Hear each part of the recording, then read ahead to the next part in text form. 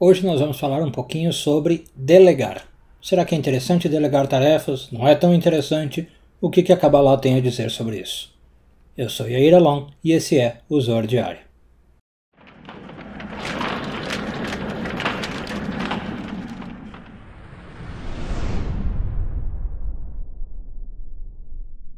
Essa semana continuamos a ler a porção de Kitavot e hoje vamos falar de um assunto que eu trouxe da minha cabeça porque não existe um Zohar específico para Kitavot. Bom, no mundo moderno a gente ouve bastante sobre a importância de delegar tarefas, né? De você pedir ajuda para os outros, você não tomar tudo nas suas mãos, você deixar que os outros façam algumas coisas. E a Kabbalah concorda em partes com isso, né? Concorda em que sentido? Algumas tarefas do nosso dia a dia realmente a gente pode delegar. Quais tarefas são essas para a Kabbalah? Aquelas que não são tão importantes e que não são tão vitais. Por exemplo, trabalho da casa, que é ótimo que você delegue. Peça para o seu marido ajudar, peça para os filhos ajudar, cada um faz uma parte e tudo bem. Quando se trata de uma questão mais vital para você, né, individual, subjetiva, quando se trata de algo muito importante para você, jamais delegar, jamais colocar na mão dos outros. E aí a gente aprende isso de uma história que eu gosto muito, talvez você já conheça, que é a história de Purim, narrada no livro de Esther. Quando que acontece isso lá? Só para a gente saber.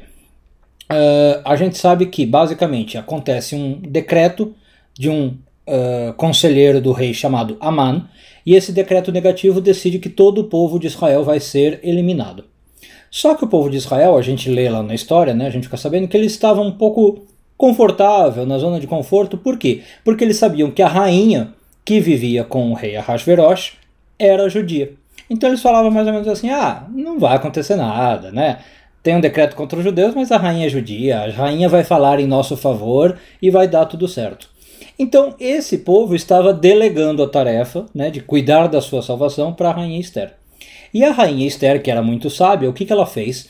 Ela marcou um banquete onde ela chamou o rei Ahasverosh. Então o povo achou que ela ia falar com o rei para remover o decreto, mas ela também chamou o Aman, que era o cara que fez o decreto, o conselheiro, né? E aí o povo começou a ficar estranhado. Peraí, será que ela mudou de time? Será que ela virou casaca? Será que ela esqueceu que é do povo de Israel? E aí a rainha Esther fez isso não só uma vez, duas vezes. No segundo dia, ela também marca um banquete e também chamou Aman. E nesse ponto o povo já começou a ficar totalmente desesperado. Foi de propósito, a rainha Esther fez de propósito.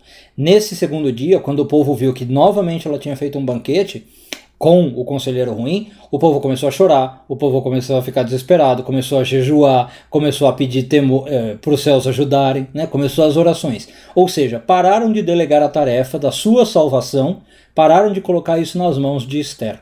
E é daí que a gente aprende, por exemplo, então, o que eu falei. Que quando se trata de algo muito importante para você, da sua salvação, por exemplo, jamais que isso dependa do outro, né? Nunca falar assim, tal fulano vai interceder por mim, tal fulano vai fazer as coisas por mim. Não. Assuma você as rédeas do que é importante para você. Delegue tarefas que não são importantes e que, se derem errado, digamos assim, não vai acontecer grande coisa na sua vida. Um bom dia a todos e tudo de bom.